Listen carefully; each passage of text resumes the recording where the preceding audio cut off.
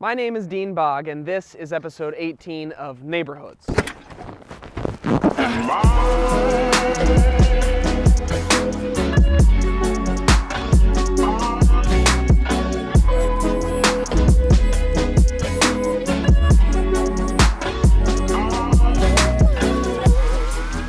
This week I'm covering the neighborhood, or neighborhoods, of Homewood. Homewood is technically divided into three neighborhoods. There's Homewood South, Homewood North, and Homewood West. Everything is everything. But for the sake of this video, I'm grouping them together as one neighborhood because there aren't any clear borders and everybody seems to just refer to the area as Homewood.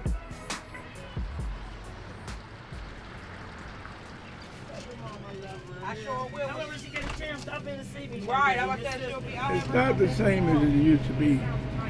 The care of their elders is not there. It's simple as that. They care of people caring about their kids, caring about their children's grandkids. It's not there anymore. So how do we bring that back? Start having some I care, some I care things. I care about that man right there. I care about that lady over there. Ma'am, my name is William Baker.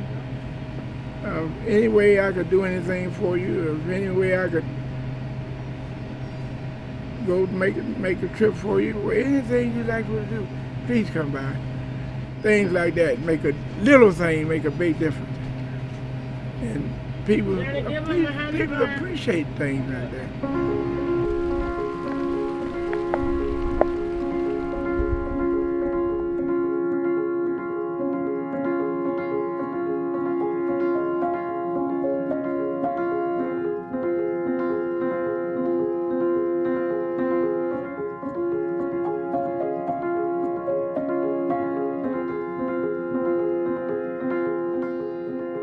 Homewood's history is a bit of a roller coaster ride. In the late 1800s, some of Pittsburgh's wealthiest people started moving to the area to build estates. The city was crowded and polluted, and Homewood served as the perfect place to escape. As Pittsburgh grew and expanded, a wide array of people started moving to Homewood. And in the early 1900s, Homewood was the place to be. Then, in the 1950s, when the Civic Arena was built, 8,000 black residents of the Hill District were displaced, and many of them came here to Homewood. Due to America's racist and oppressive belief systems, the white folks living in Homewood didn't like the influx of black residents, and they abandoned the neighborhood. Then, in 1968, when Martin Luther King was assassinated, there were riots in Homewood that took a toll on the business district. And today, Homewood is here. Right here. I'm standing in it. I'm not a historian, and I know that I'm glossing over 100+ years of rich history, but I'm just trying to give a bit of context for where Homewood is today. If you drive through Homewood without stopping, it may look like a deserted neighborhood. But if you take a closer look, you'll see that the neighborhood has a ton to offer. For instance, Dana's Bakery here has the best sweet potato pie that I have ever tasted. Oh my God. That is absurdly delicious. There was a time people said, it's a bakery in Homewood? Sort of like a diamond in the rough.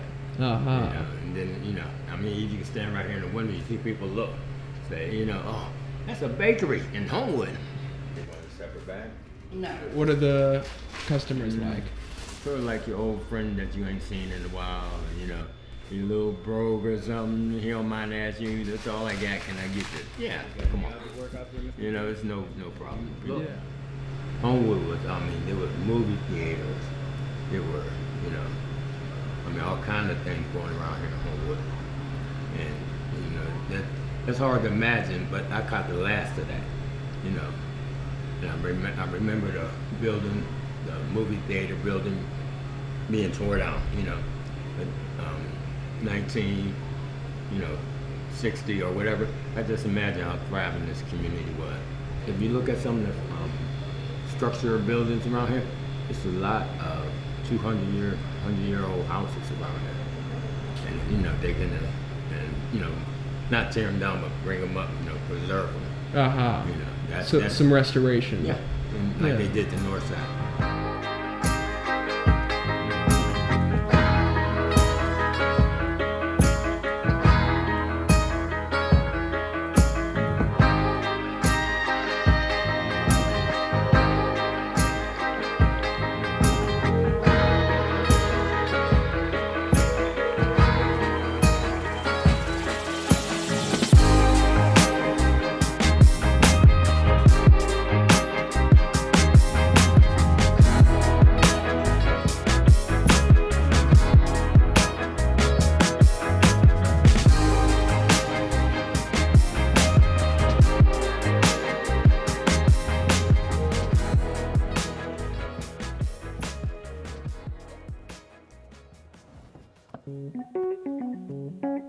I'm currently in a place known as Construction Junction, located on the border between Homewood and Point Breeze North. Construction Junction is a second-hand building materials store, kind of like a clothing thrift store, but instead of selling t-shirts, they sell toilets. I'm not a contractor and I don't own a home, but I'm obsessed with this place. I like to just wander the aisles and see what ideas bubble up. This is an entire freestanding audio booth. Neighborhoods podcast, perhaps? This is stained glass that I believe came from a church in Greenfield. This is display cabinet with disappearing bird. This is Lois Gershony's Pitt diploma from 1954. I did graduate, but I never actually went and got my diploma, so I think I'm gonna buy Lois's. I did it, Mom. I see we've got a limb up top here and some shoes. We like to decorate a little bit with some crazy stuff that we get as donations. Yeah. We have customers that have project-based things and they need something very specific, and then others just come in for inspiration. So you kind of have to appease both of those needs by having an organized for the project-based people and still having like our hardware section, which is just like a collage of different items that you can find, and people like to dig through there, and everything in that section is like $5 and under, so it's definitely a little mixture. It's like a little grab bag. Part of how we approach materials here at CJ is that these materials still have use in them. They still have life to them. We can still utilize the energy that went into manufacturing them, transporting them, the raw materials that went into them. They're not done yet. And a place like Construction Junction, basically we're saying we're communicating to people, hey, these items aren't finished. Yeah, there's still a lot of life to give. Come and get them. Come and do something creative with them instead of buying new. That's a challenging part of the operation. This is Terry. Hello, Terry. Is making decisions about. I saw a guy with a camera. I knew I should just turn around. We were in that church for probably 9 months, give or take. I mean, we weren't in there every day, but got a lot of really nice material out of there that otherwise would have ended up in a landfill. So I look at it. I come to work every single day and I come into this community and I feel very fortunate that I'm able to do that. And I try to give back in even the smallest ways. I know that we're a valuable resource to not only the Homewood residents, but Pittsburgh residents in general, that we give them an option of reuse and affordable options to redo their house. And that's where I think is the biggest impact in Homewood and even in Pittsburgh.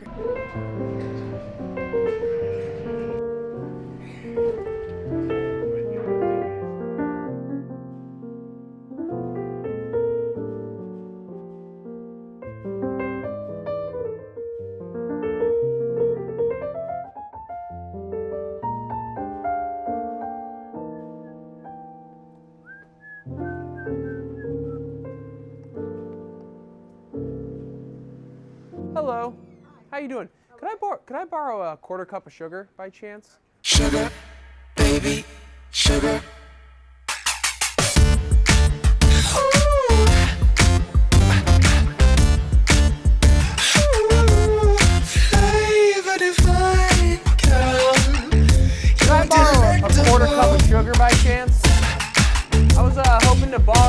quarter cup of sugar, I'm baking some cookies. You're collectible. Oh yeah, that's plenty. Bye-bye. I'm gonna pop, baby. See ya. You're my strawberry queen, and I don't wanna stop, baby. So come on closer to me. Cause now I know we're never again, and I want it again. I crave it, I need it, I sprinkle it in. They're not great.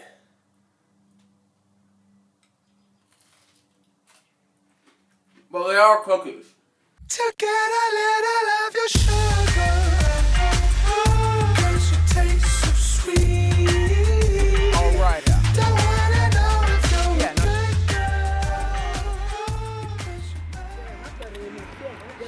But I got one at the house, man. They do it all day. This is normal. And what do they get people for? Whatever they want to. They probably got him because he's a white boy, you know, in a black drug infested area. He ain't got no other reason to be here. So what made you take out your phone and start filming? I always do. To make sure people ain't treated wrong. Mm-hmm. They know I do too. Normally I'd be up on them. Normally I'd be right in their face, recording a conversation and everything. But I don't feel like getting hollered at today or going back and forth with them because they don't like me anyway. Yeah, it doesn't matter who it is. You got to make sure that they treat people accordingly and their rights ain't violated. The plainclothes ones, when they jump out, they throw people all on the ground, damn near break their neck.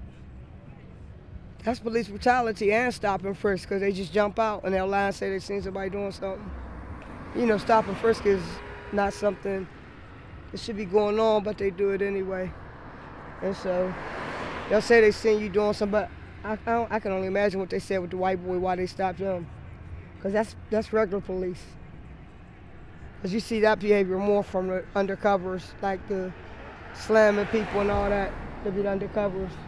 I don't like the way they police our community when you got the same thing happening in Squirrel Hill, all up and down Murray Avenue.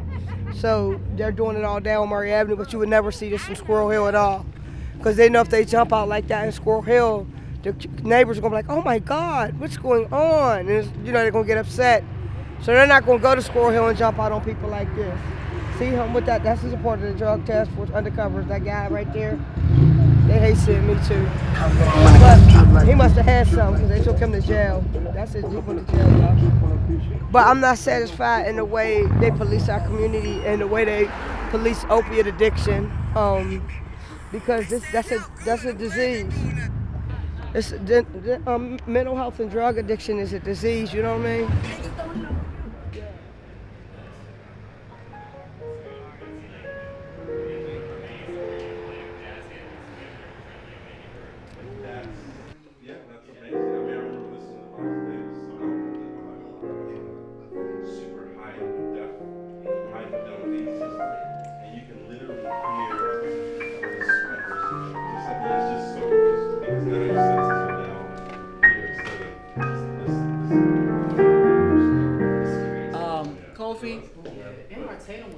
Move in some.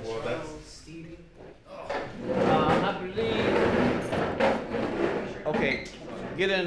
You all get in line over here. First tenor. Okay. Come up. Take your hands out of your pocket. So, what we right? Okay. So this will we do it. Make sure you put the lean into it. I guess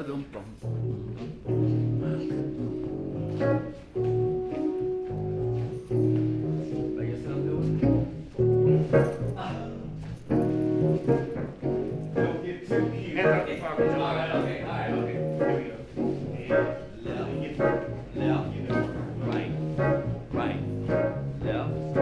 Left, right, left, right. Right. Now, it's all right to move the head a little bit. See that my head is leaning here? Well.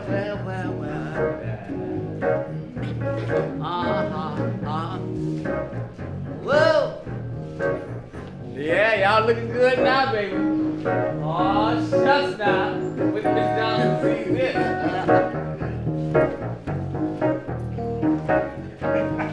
Right, left, right. That's right. Just try to keep up. Bend your knees. Okay. All right. So we're gonna go through the song, and when we get to after the rap, I'm gonna say ready to go. Then while I'm soloing, y'all do that. And then when I say beginning, you come. When I say go back to the beginning, come to complete stop. All right, well, this is the Afro-American Music Institute. It's been a staple in the Homewood community for a few decades now. I've been here literally my entire life. My mother used to be the receptionist, and there's literally a picture of her pregnant with me at one of these events here at the music school. So You were here before you were here. Exactly. And I just turned 31 a couple days ago. Yeah. Well, the beauty of being in Homewood is it was very important to my husband and I to be in the community. We had been approached through the years by, why don't you all put a branch out in this place or that place? No, Homewood is just what it is. It is home for us. It's old. It's been around before a lot of the other neighborhoods were developed in Pittsburgh, and it had a major part in Pittsburgh becoming what it is. You know what I'm saying? There's a lot of history here. Not all of it is good, you know what I'm saying? But there's a lot of positivity here as well, which is why I keep coming back. Even though I moved out of Homewood, I was born here, and this is where I feel most comfortable, most at home. And I'm here at least 2 or 3 times a week, and I don't have to be, I choose to be. It's a family setting. Like you now, you're a family member. And once you walk through that door, you ain't going nowhere. You're part of us now. You understand? I'm trapped. I'm You're stuck. trapped. And that's usually what happens with most people, because it's sincere. It is real. And through it all, it's nothing but love that we have for people.